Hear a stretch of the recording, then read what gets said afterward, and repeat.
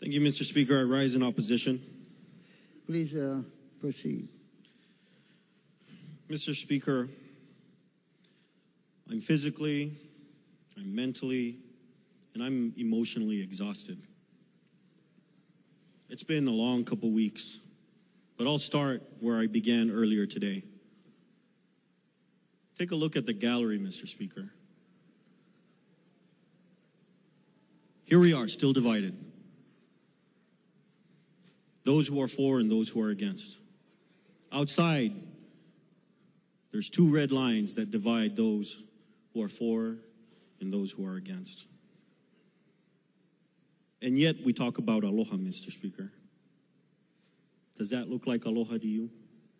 It doesn't look like aloha to me. In any measure, I don't care what it is.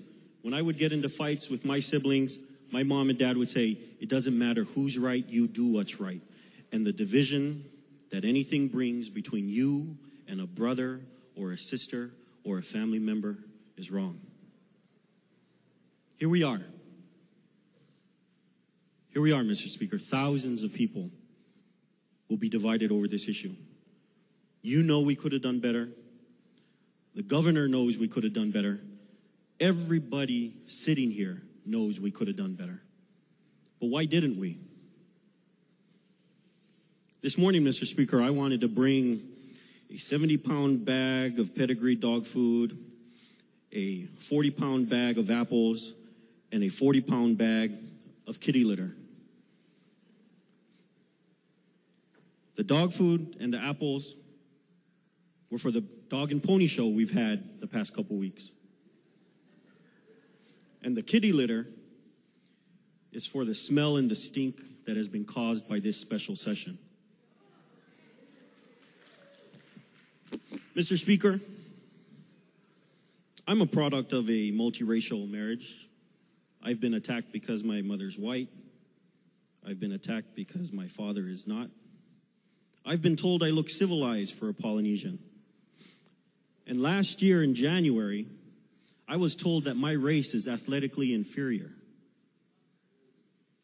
Mr. Speaker, I've actually dealt with worse things from my own brothers. These things, they hit you. But Mr. Speaker, I find it interesting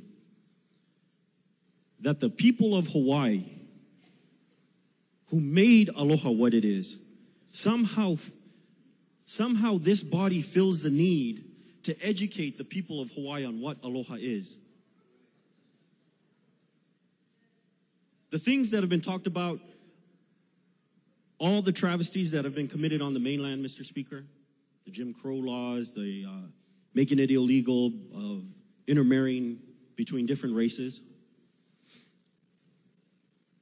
Let the mainland be the mainland, Mr. Speaker. Let Hawaii be Hawaii.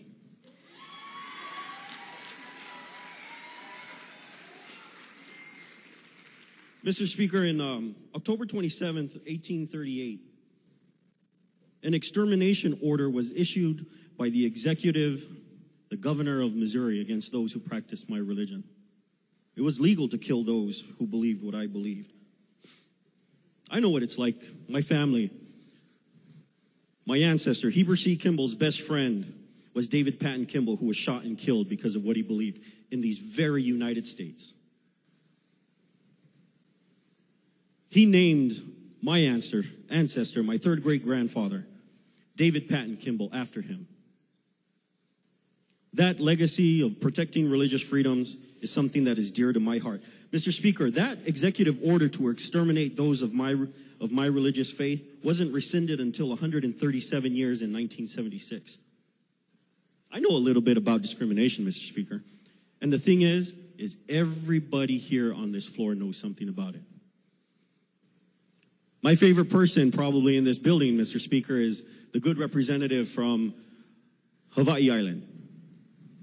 My brother over there from the 442nd 100th Infantry Battalion. We like to sing and talk together. It is my aspiration to rise to the level of what they were able to accomplish for this great state of Hawaii, Mr. Speaker.